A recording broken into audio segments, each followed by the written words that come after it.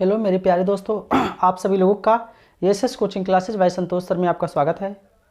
आज हम आप लोग को क्लास 12 का आप लोग को मैं आधुनिक भौतिकी के बारे में आज मैं थोड़ा सा आपको चर्चा करूंगा। इसका जो पहला पार्ट है उस पार्ट का नाम है प्रकाश वैद्युत प्रभाव। आज हम प्रकाश वैद्युत प्रभाव के बारे में क्या करेंगे, आज अध्ययन करेंगे।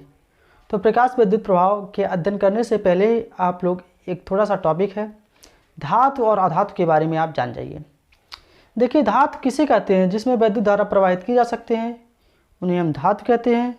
या ऐसे कह सकते हैं जिनमें मुक्त इलेक्ट्रॉन्स पाए जाते हैं, उन्हें हम धातु कहते हैं। अधातु जिसमें वैद्युत धारा प्रवाहित नहीं किया जा सकता, उन्हें हम क्या बोलते हैं, अधातु बोलते हैं। समझ में आ गया? बस इसी पे हमारा क्या है टॉपिक है। देखिए, हमारा जो आपका पहला जो टॉपिक है प्रकाश वैद्युत प्रभाव या प्रकाश वैद्युत उत्सर्जन। तो सबसे पहले प्रकाश वैद्युत प्रभाव किसे कहते हैं, इसके बारे में हम लोग क्या करेंगे, चर्चा करेंगे। उससे चर्चा करने से पहले मैंने आपको धातु बताया है, तो सबसे पहले आप धातु के बारे में थोड़ा जान जाइए। प्रकाश वैद्युत प्रभाव यहीं से उसका क्या होगा, व्याख्या होगा। मान लीजिए यह आपका क्या है, धातु है। धातु है, इस धातु पे हम क्या करते हैं, प्रकाश के किरणों को डालते हैं। प्रकाश के किरणों को क्या करें, हमने डालना प्रारंभ कर दिया। प्रकाश की किरणों को हमें डालना प्रारंभ कर दिया। जैसे ही प्रकाश की किरणें यहाँ पे पड़े, यहाँ से इलेक्ट्रॉनों का उत्सर्जन होना क्या हो गया, प्रारंभ हो गया। इसी घटना को हम क्या बोलते हैं, प्रकाश वैद्युत प्रभाव। समझ में आ गया? जब हम किसी धातु पे प्रकाश की किरणों को क्या करते हैं, डालते हैं, वहाँ से इलेक्ट्रॉनों का उत्सर्जन क्या हो गया, होना प्रारंभ हो जाता है। इस क्रिया को हम क्या बोलते हैं, प्रकाश वैद्युत प्रभाव। समझ में आ गया? देखिए, इसका परिभाषा भी देख लीजिए। प्रकाश किरणों के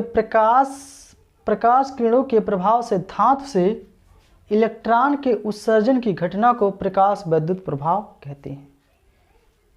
अब देखिए, प्रकाश वैद्युत प्रभाव तो आपको समझ में आ गया। अब ध्यान दीजिए, जैसे इस पे हमने प्रकाश की किरणों को डाला और यहाँ से इलेक्ट्रॉनों का उत्सर्जन प्रारंभ हो गया, यानी प्रकाश के कारण जो इलेक्ट्रॉन उत्सर्जित हुए हैं उस इलेक्ट्रॉन को हम क्या बोलते हैं, प्रकाश इलेक्ट्रॉन। उस इलेक्ट्रॉन को क्या बोलते हैं, प्रकाश इलेक्ट्रॉन्स, या उसको हम क्या बोलते हैं, फोटो इलेक्ट्रॉन्स। अगर जो कोई आपसे पूछता है फोटो इलेक्ट्रॉन्स किसे कहते हैं, तो आप बताएंगे प्रकाश वैद्युत प्रभाव में प्रकाश के कारण जो इलेक्ट्रॉन्स उत्पन्न हुए हैं उस इलेक्ट्रॉन को प्रकाश इलेक्ट्रॉन्स या फोटो इलेक्ट्रॉन्स कहते हैं। समझ में आ गया? तो ये जान लीजिए।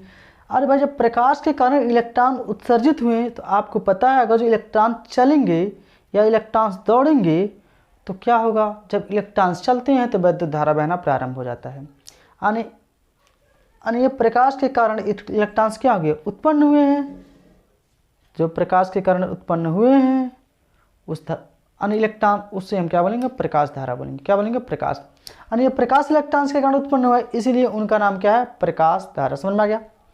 अब देख लीजिए, प्रकाश द्वारा उत्सर्जित इलेक्ट्रॉन्स को हम प्रकाश इलेक्ट्रॉन्स अथवा फोटो इलेक्ट्रॉन्स कहते हैं, तथा उत्पन्न धारा को हम क्या बोलते हैं, प्रकाश धारा बोलते हैं। क्योंकि आपको पता है अगर जो इलेक्ट्रॉन्स चलेंगे तो वैद्युत धारा प्रवाहित होगी। अब वैद्युत धारा किधर प्रवाहित होगी, अगर जो इलेक्ट्रॉन्स पूरब की ओर जा रहे हैं तो वैद्युत धारा पश्चिम की ओर। अगर जो इलेक्ट्रॉन्स उत्तर की ओर जा रहे हैं, धारा उसकी विपरीत दिशा में यानी दक्षिण की ओर जा रही है। यानी हमेशा जो वैद्युत धारा होता है इलेक्ट्रॉन्स के विपरीत दिशा में चलता है। उसके बाद हमारा जो टॉपिक आ गया देहली आवृत्ति या संतप्त आवृत्ति। देहली आवृत्ति या संतप्त आवृत्ति उसका नाम है। अब देखिए, देहली आवृत्ति किसे कहते हैं, वह न्यूनतम आवृत्ति जिससे प्रकाश इलेक्ट्रॉनों का उत्सर्जन हो जाए, इसी को हम क्या बोलते हैं, देहली आवृत्ति। देखिए, मान लीजिए, देखिए, प्रकाश का वह न्यूनतम आवृत्ति जो किसी पदार्थ से प्रकाश इलेक्ट्रॉनों का उत्सर्जन करा सके, उसे हम क्या बोलते हैं, देहली आवृत्ति। इसे न्यूनार्ड से क्या करते हैं, व्यक्त करते हैं। मान लीजिए यह क्या है, धातु है। मान लीजिए वहाँ से, हाँ, यही आपका क्या है, धातु है ना। वह न्यूनतम आवृत्ति जिससे क्या हो सके, मान लीजिए वह न्यूनतम आवृत्ति का प्रकाश अगर जो मान लीजिए हम इस पर डालते हैं, अगर जो यहाँ से इलेक्ट्रॉनों का उत्सर्जन होने लगता है तो उस न्यूनतम आवृत्ति को हम क्या बोलते हैं, देहली आवृत्ति या संतप्त आवृत्ति बोलते हैं। समझ में आ गया? उसे न्यूनार्ड से क्या करते हैं, प्रदर्शित करते हैं। अगर जो अधिकतम होगा तो भी होगा, न्यूनतम यानी कम से कम आवृत्ति हम लेते हैं जहाँ से किसी धातु से प्रकाश इलेक्ट्रॉनों का क्या हो जाए, उत्सर्जन हो जा सके। इस क्रिया को हम क्या, उस आवृत्ति को हम क्या बोलते हैं, देहली आवृत्ति। उसके बाद आपका हेडिंग है देहली तरंग दैर्ध्य। अब देखिए आवृत्ति और तरंग दैर्ध्य एक दूसरे के उल्टे होते हैं। यहाँ पे हमने क्या किया, वह न्यूनतम आवृत्ति का तरंग दैर्ध्य जो किसी पदार्थ से प्रकाश इलेक्ट्रॉनों का उत्सर्जन करा सके, न्यूनतम बोले हैं। अन्य तरंग दैर्ध्य में आपको क्या करना पड़ेगा, वह अधिकतम तरंग दैर्ध्य, वह अधिकतम तरंग दैर्ध्य जिससे वह क्या हो जाए, प्रकाश इलेक्ट्रॉन पदार्थ से इलेक्ट्रॉनों का उत्सर्जन करा सके। देख लीजिए, प्रकाश का वह अधिकतम तरंग दैर्ध्य जो किसी धातु से प्रकाश इलेक्ट्रॉनों का उत्सर्जन करा सके, उसे हम क्या बोलते हैं, देहली तरंग दैर्ध्य। तो आपको समझ में आ गया होगा।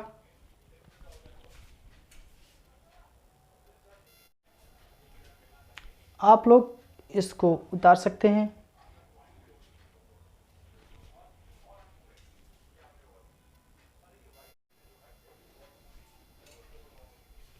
देखिए कार्यफलन किसे कहते हैं, कार्यफलन वह न्यूनतम ऊर्जा जो किसी धातु से इलेक्ट्रॉनों को उत्सर्जित करने के लिए क्या होती है, आवश्यक होती है, उसे हम क्या बोलते हैं, कार्यफलन। कार्यफलन देखिए, मान लीजिए ये आपका क्या है, धातु है, इस पे हम क्या करते हैं, प्रकाश के किरणों को डालेंगे। प्रकाश की किरणों को आपको पता है डालते हैं तो प्रकाश की किरणों को हम, उसमें एक ऊर्जा होती है E बराबर क्या होता है, एच न्यू।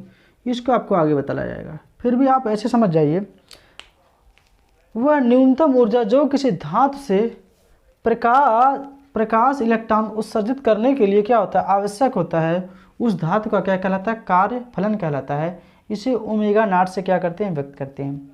देखिए जो कार्यफलन होता है अलग अलग धातुओं के लिए क्या होता है, अलग अलग होता है।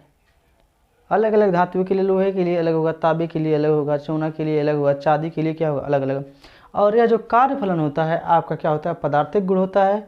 अगर जो कोई पूछता है कार्यफलन किसे कहते हैं, तो आपको यही बताना, वह न्यूनतम ऊर्जा जो किसी धातु से प्रकाश इलेक्ट्रॉनों को उत्सर्जित करने के लिए आवश्यक होता है, उस धातु का क्या कहलाता है, वह कार्यफलन कहलाता है। इससे W0 से क्या करते हैं, व्यक्त करते हैं। ठीक।